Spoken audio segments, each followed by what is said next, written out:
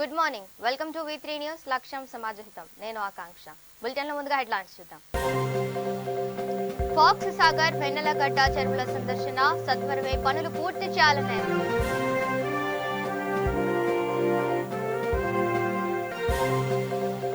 Private కళాశాలల గడువు పొడిగింపునకు demand. మంత్రుల మాట నిలబెట్టుకోవాలని సంఘం విన్నపం.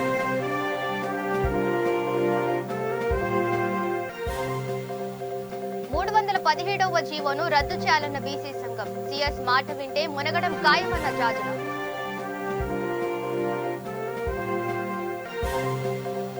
బీసీ డి నుంచి బీసీ ఏలోకి చేరాలన్న ఆర్యకటికలు. కార్పొరేషన్ ఏర్పాటుకు విన్నపం.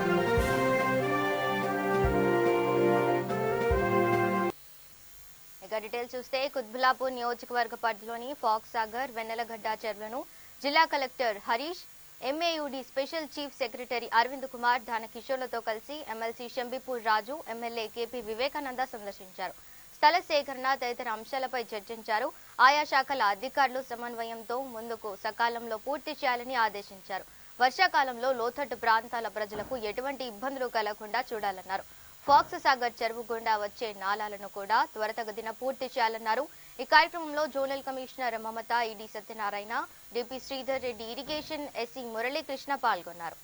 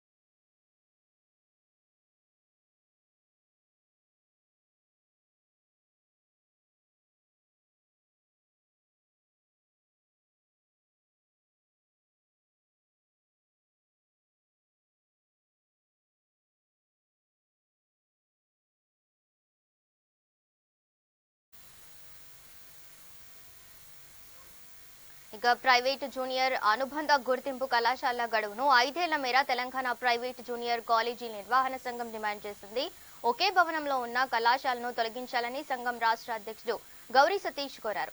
హైదరాబాద్ సుందరయ్య విజ్ఞాన కేంద్రంలో జరిగిన Telangana private junior college management association రాష్ట్ర సర్వసభ సమావేశంలో ప్రసంగించారు.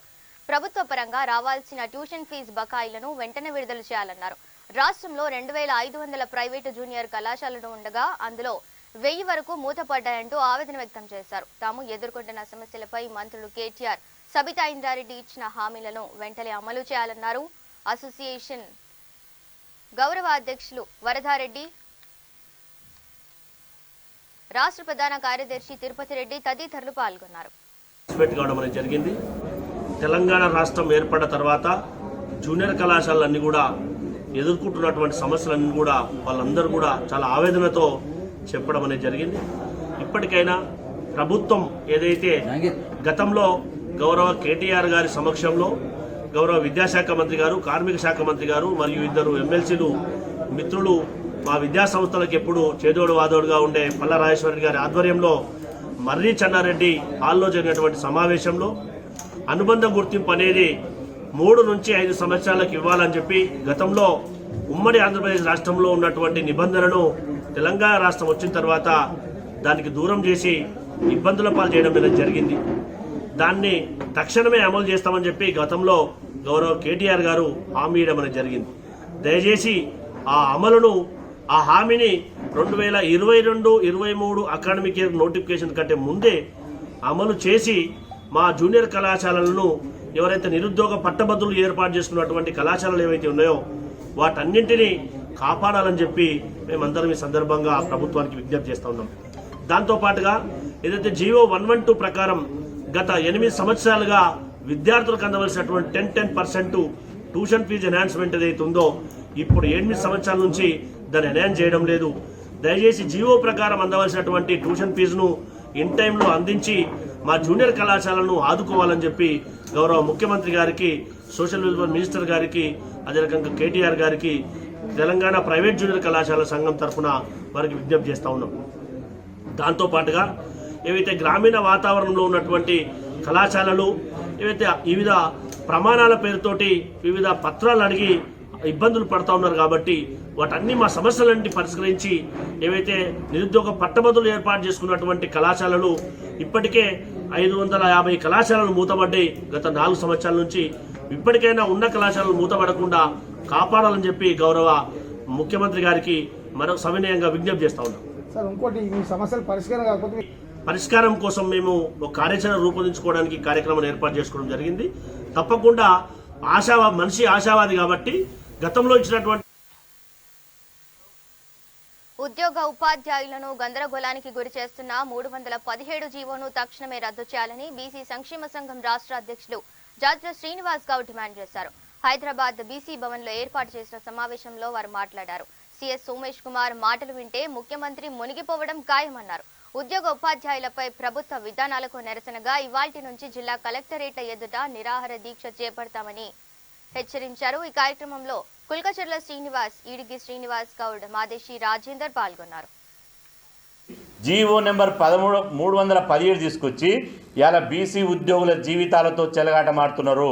ఇది ఖబర్దార్, ఈ వైఖరి మార్చుకోవాలి. బీసీలతో పెట్టుకున్నాడు చరిత్రలో ఎవడు ఇలా బాగుపడ్డ సందర్భం లేదు. నేను అంటున్నా, ముఖ్యమంత్రి కేసీఆర్ గారు విజ్ఞప్తి చేస్తున్నా, సోమేష్ కుమార్ లాంటి చీఫ్ సెక్రటరీని పెట్టుకుంటే ప్రభుత్వానికి చెడ్డ పేరు వస్తుంది. మీరు రాజకీయంగా మునుగడం ఖాయం, ముమ్మాడి ఖాయం. ఎందుకంటే గతంలో మీకు తప్పుడు సలహాలు ఇచ్చి రిజిస్ట్రేషన్లు బంద్ అన్నాడు.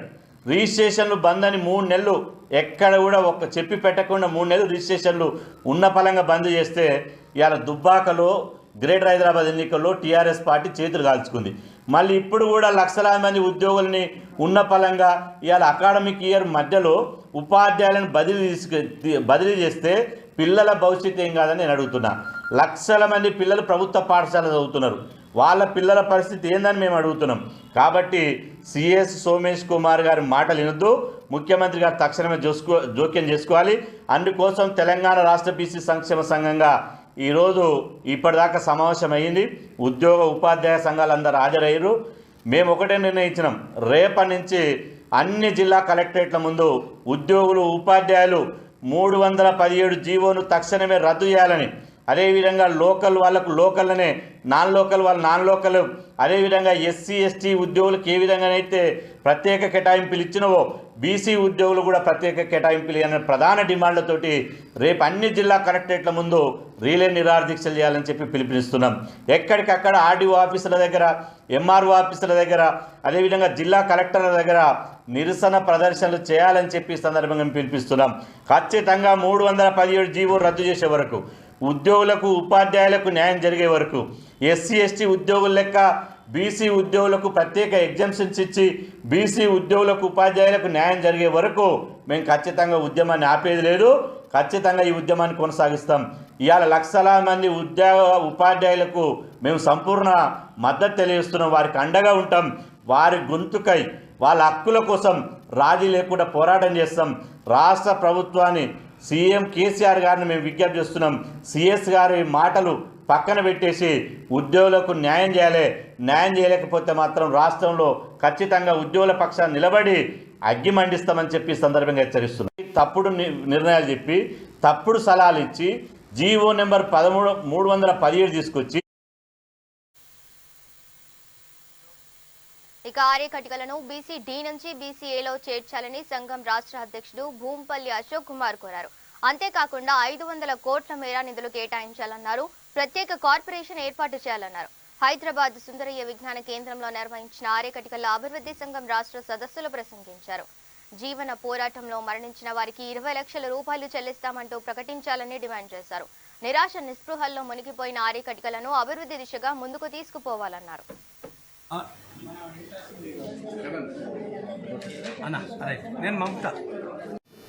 నా పేరు గజ్విన్కార్ భూంపల్లి అశోక్ దాదా.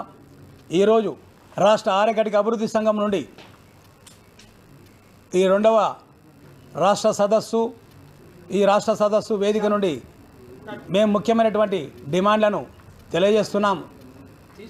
ఈరోజు ఉన్నటువంటి పరిస్థితులు మా ఆర్యకటికలు కంప్లీట్గా ఆత్మహత్యలు చేసుకునేటువంటి ఘోరమైనటువంటి దయనీయమైనటువంటి పరిస్థితికి ఈ యొక్క ప్రభుత్వమే నెట్టివేస్తుంది.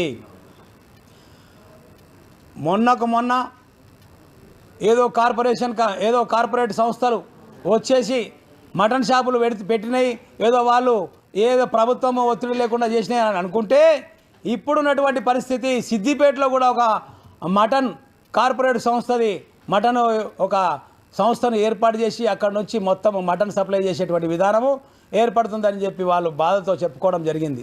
అయ్యా ముఖ్యమంత్రి గారు, మిమ్మల్ని లక్షల ఓట్లతో మేము గెలిపిస్తే మా ఎమ్మెల్యే లేడు, ఎంపీ లేడు అనేటువంటి ఒక నిరాశ నిస్పృహలో ఉన్నటువంటి మా కులానికి మీరు చేసేటువంటి ఘనకార్యం ఏంటంటే వీళ్ళకి ఎవరు దిక్కులేడు కాబట్టి మేము ఏం చేస్తే అది చెల్లుతుందని ఈరోజు మీరు మా యొక్క కులవృత్తిని మొత్తము మీ మంత్రులకు అప్పచెప్తున్నారు. మీరు ఈ కులవృత్తిని మొత్తం కంప్లీట్గా మమ్మల్ని నాశనం చేయని కంకణం కట్టుకున్నట్టు కనిపిస్తుంది. మేము ఈ యొక్క వేదిక మీద నుంచి డిమాండ్ చేస్తున్నది ఒక్కటే, అయ్యా ఈ రాష్ట్రం ఏర్పడ్డాక 6 ఆత్మహత్యలు చేసుకున్నారు.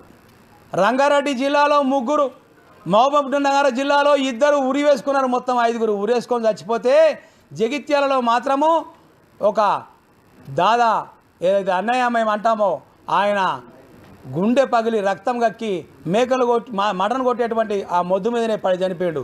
ఆయన కోయలకాల ప్రభాకర్ అనేటువంటి వ్యక్తి. మాకు లక్షాధికారులు చేస్తానని చెప్పినావు, మీకేందయ్యా 1000 కోట్లు నేను కేటాయిస్తానన్నావు, ఫెడరేషన్ కల్పిస్తానని చెప్పినావు, ఎస్సీ హోదా కల్పిస్తా అన్నావు. 2014లో చెప్పారు మీరు, 2019లో చెప్పారు మీరు. ఈరోజు మా యొక్క కులం కంప్లీట్గా ఆత్మహత్యల దశలోకి వెళ్ళిపోతుంది.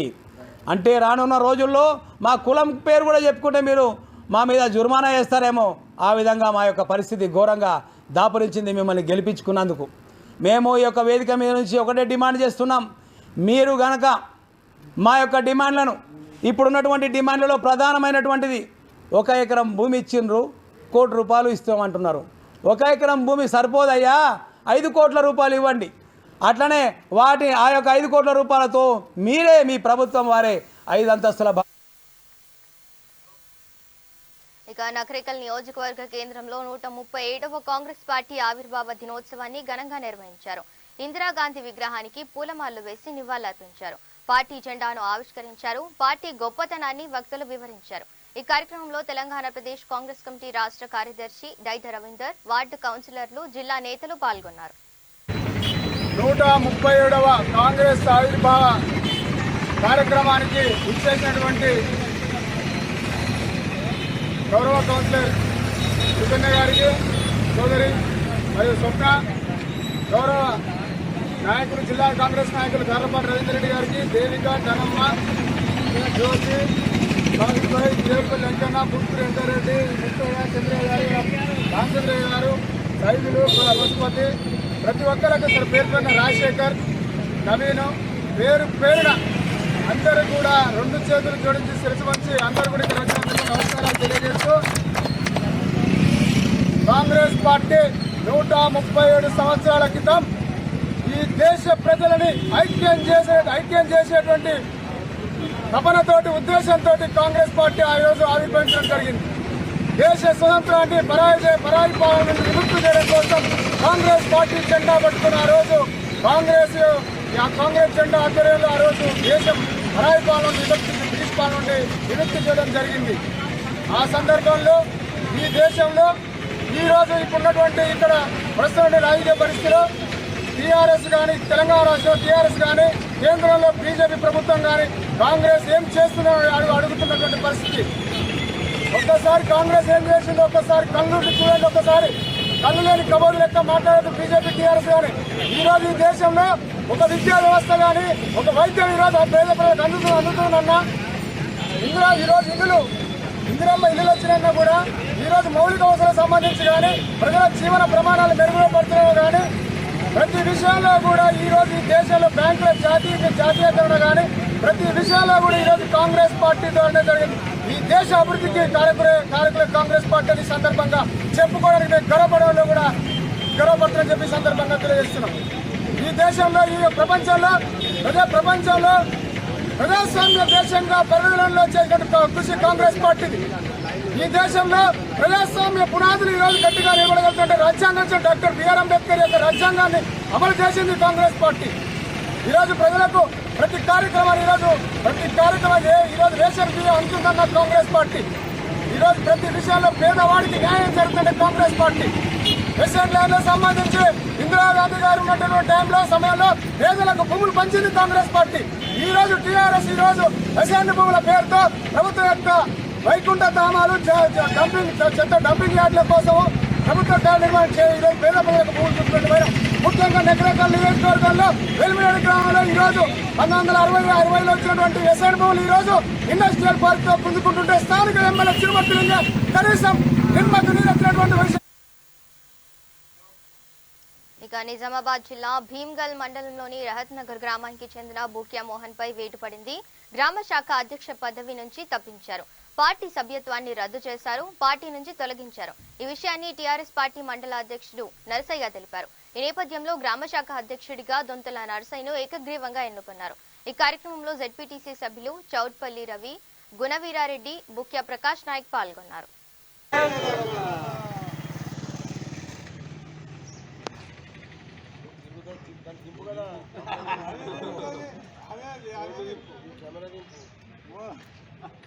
అక్కడికి దింపుతారా మళ్ళీ అక్కడికి వెళ్ళి దింపుతారా జై తెలంగాణ జై తెలంగాణ జై తెలంగాణ జై తెలంగాణ నాయకత్వం వర్ధిల్లాలి. ప్రశాంత్ నాయకత్వం వర్ధిల్లాలి. కేసీఆర్ నాయకత్వం వర్ధిల్లాలి. జై తెలంగాణ జై తెలంగాణ.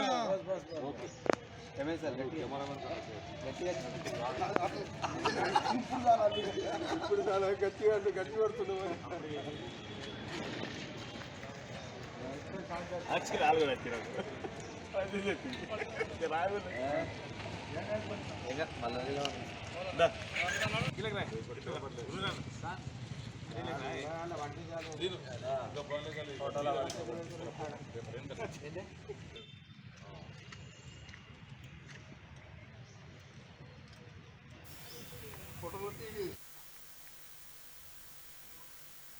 ఇక నల్గొండ జిల్లా చింతపల్లి మండలంలోని 7 ప్రభుత్వ పాఠశాలలకు దేవరకొండ ఎమ్మెల్యే రవీంద్ర కుమార్ నాయక్ సైన్స్ పరికరాలను పంపిణీ చేశారు. ఇందుకోసం జెడ్పీటీసీ నిధులను కేటాయించమని జెడ్పీటీసీ కంకణాల ప్రవీణ తెలిపారు. విద్యార్థులు ఉన్నత చదువులు చదువుకొని తల్లిదండ్రులకు పేరు ప్రఖ్యాతలు తీసుకురావాలని కోరారు. ప్రభుత్వ పాఠశాలలో ఎలాంటి సమస్యలు ఉన్నా తమ దృష్టికి తీసుకురావాలని కోరారు. ఈ కార్యక్రమంలో ఎంపీపీ భవానీ, పవన్ కుమార్, సర్పంచ్ల ఫోరం అధ్యక్షులు శ్రీనివాస్ రెడ్డి, సర్పంచ్ శ్రీదేవి శ్రీనివాస్, సర్పంచ్ విజయమురి రవి, సీమర్ల శ్రీను పాల్గొన్నారు.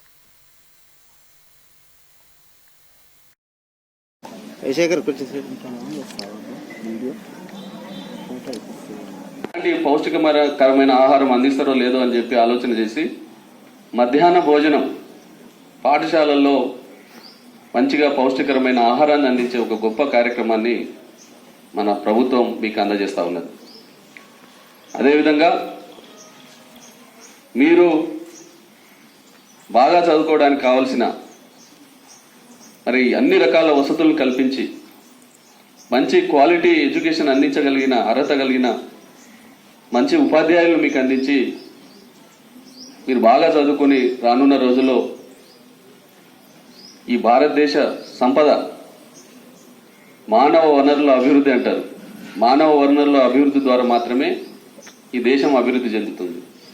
కాబట్టి అలాంటి అభివృద్ధిలో భాగంగా మీరందరూ కూడా బాగా కష్టపడి చదువుకొని ఈ పాఠశాలకు, మీ తల్లిదండ్రులకు, ఈ ప్రాంతానికి ఈ రాష్ట్రానికి దేశానికి గొప్ప పేరు ప్రఖ్యాతులు తీసుకురావాలి.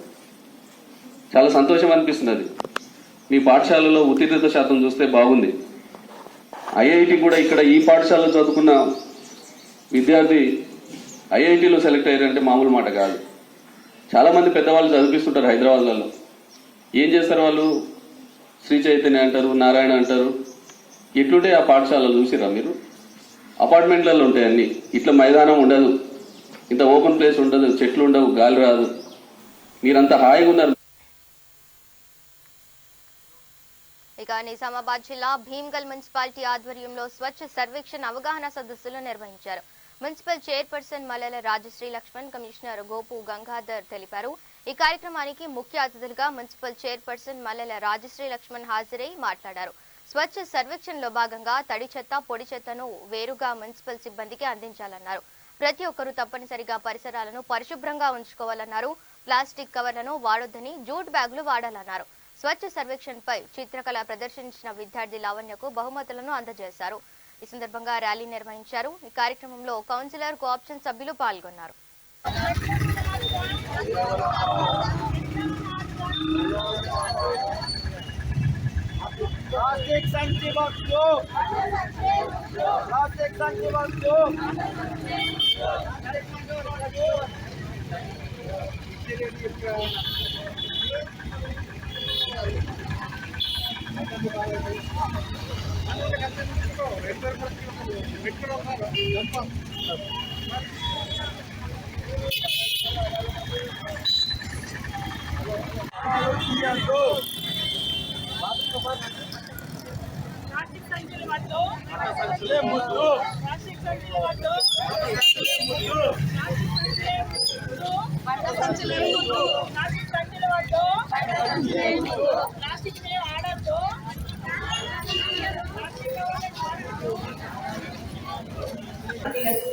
మరి విద్యార్థిని లావణ్య గారికి అందరికీ నా యొక్క నమస్కారాలు.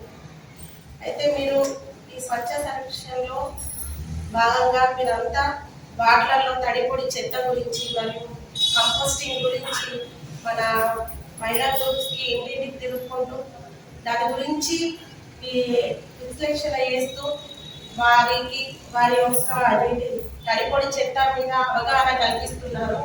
అంతేకాకుండా ఎక్కువ ఇంకా చాలా మంది కూడా బయటనే అట్లా పాడేస్తున్నారు. ఎంత చెప్పినా అని ఇక మనకు దగ్గర అందుబాటులో 4 వెహికల్స్ అయినా అని సరిగ్గా అందకపోవడంతో చెప్పినా అని కొంతమంది పట్టించుకోకుండా బయట వస్తున్నారు. అలాంటి వాళ్ళకి ఇంకొద్దిగా ఎక్స్ప్లెనేషన్ చేస్తూ వాళ్ళని బయట చెత్త పడేయకుండా, ప్లాస్టిక్ వస్తువులను వాడకుండా ఎక్కువ మొక్కలను నాటేటట్టు, ప్లాస్టిక్ ఎంత పెరుగుతుందో అంతకన్నా ఎక్కువ డబుల్ మొక్కలు మన భీమ్గల్ పట్టణంలో పెంచాలని మనం ముఖ్యంగా మహిళలకు చెప్పండి. ఎందుకంటే మహిళలే వెళ్తారు కాబట్టి మహిళలకు మీరు ఎక్స్ప్లెయిన్ చేయండి.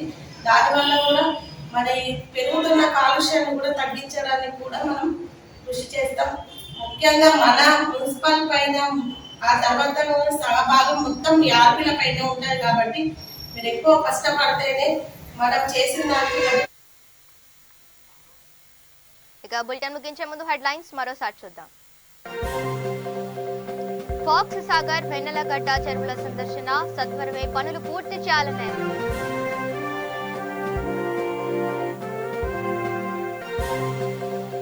ప్రైవేట్ కళాశాలల గడువు పొడిగింపునకు డిమాండ్, మంత్రుల మాట నిలబెట్టుకోవాలని సంఘం విన్నపం.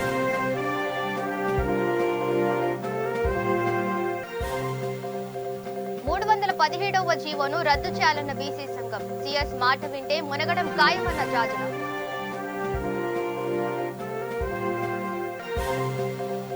బీసీ డి నుంచి బీసీ ఏలోకి చేరాలన్న ఆర్యకటికలు, కార్పొరేషన్ ఏర్పాటుకు విన్నపం.